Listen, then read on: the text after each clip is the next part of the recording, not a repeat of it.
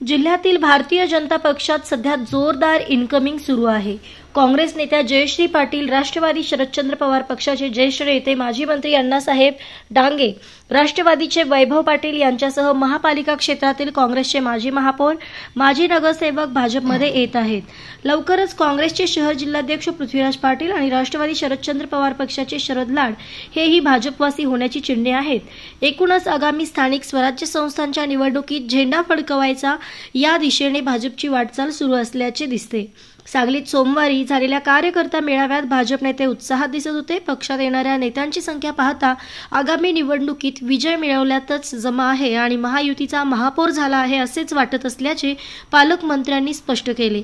त्यांच्या म्हणण्यात तसेही काही चुकीचे दिसत नाही, कारण गलित गात्र झालेले विरोधक लक्षात घेता स्थानिक स्वराज्य संस्थांच्या निवडणुकीत महायुतीचा विजयाचा मार्ग सहज साध्य दिसत आहे। परंतु नेते आले तरी त्यांच्या समवेत मतदार येणार का हा प्रश्न आहे। प्रदेश अध्यक्ष रवींद्र चव्हाण आणि पालकमंत्री चंद्रकांत पाटील यांना एकूणच जिल्ह्यातील वातावरण सकारात्मक असल्याचा अंदाज झाला आहे। मात्र एवढे इनकमिंग होत असले तरी निवडणुकीत भाजप नेते या सगळ्यांचे समाधान करू शकणार का असा प्रश्न आहे, कारण एकूणच नेत्यांची भाऊगर्दी पाहिली तर त्या प्रत्येक गटाला समाधानी करण्याचे आव्हान भाजप नेत्यांसमोर असणार आहे। यावर ते कशी मात करतात हे पाहणे औत्सुक्याचे आहे। भाजपमध्ये प्रवेश केलेल्या नेत्यांची, आमच्या कार्यकर्त्यांची, मतदारांची कामे झाली पाहिजेत आणि विकास झाला पाहिजे असे मत आहे। मात्र निवडणुकीत कार्यकर्त्यांना तिकीट मिळवण्याचा प्रयत्न हे नेते करणारच नाहीत कशावरून।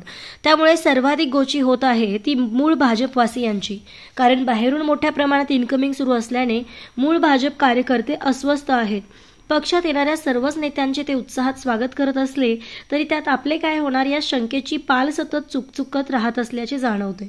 प्रदेश अध्यक्षांनी महामंडळे, शासकीय, निमशासकीय समित्या यावर नव्या जुन्या कार्यकर्त्यांना संधी मिळेल असे म्हटले आहे, परंतु महामंडळाचा फॉर्म्युला ठरवूनही अद्याप त्यांचे वाटप केलेले नाही। समित्यांवरही सदस्यांची नियुक्ती अद्याप प्रलंबित आहे। स्थानिक स्वराज्याच्या निवडणूक जाहीर होण्यापूर्वी नियुक्ती जाहीर होण्याची गरज आहे, अन्यथा भाजपमध्ये असंतोष होण्याची चिन्हे आहेत।